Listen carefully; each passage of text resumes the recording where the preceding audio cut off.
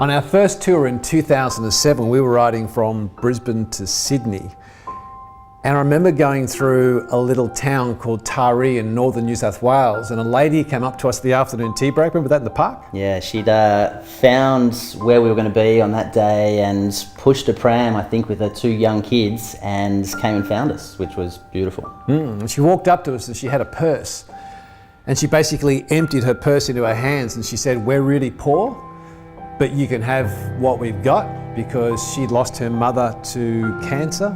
Since that time, you know, the responsibility of that $7.80 and the investment of our corporate partners and everyone who's got behind us, and you know, we have a huge responsibility to that trust and making sure that it reaches and has the most use with those dollars.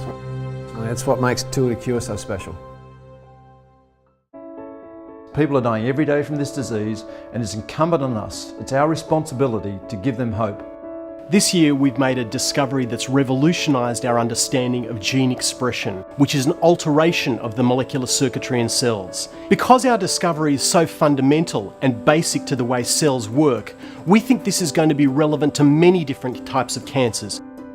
Here at the Murdoch, we are coordinating the I4C study to collect information on the early life determinants of child cancer, trying to better understand how the children who develop cancer have a different birth weight profile relative to their gestational age. The money from Tour de Cure has allowed Kerry McDonald at the Lowy Cancer Centre to identify a gene to help us personalise treatment for patients with brain cancer. That gene can tell us whether that patient's going to respond or not respond to a certain chemotherapeutic agent.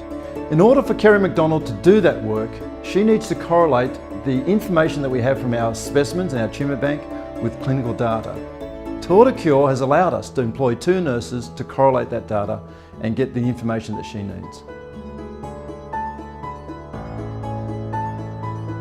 We had for the first time an opportunity to work with a corporate organisation that we were purchasing tens of thousands of dollars worth of equipment and consumable chemicals, and then do research that we wouldn't otherwise have been able to do. The funding from this year's Tour de Cure has helped us fund a brain tumour nurse at the Sydney Children's Hospital. Elizabeth Bland looks after over 300 patients per annum. The typical day for me here at Sydney Children's Hospital would be joining the doctors on a ward round where we might meet new families where the child has been diagnosed with a life-threatening brain tumour. Once the doctors have left, I might sit down with the child and do a bit of play with them. I'm actually looking at what's that child able to do? Are they moving their arms, their legs okay? Are they speaking okay?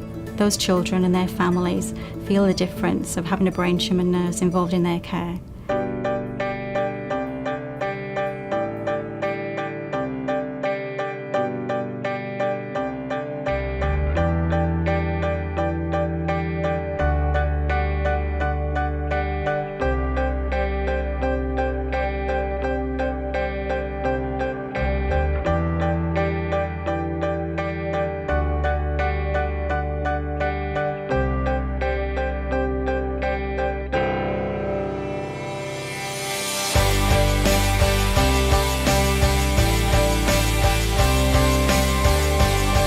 The money goes to the people who are doing the work.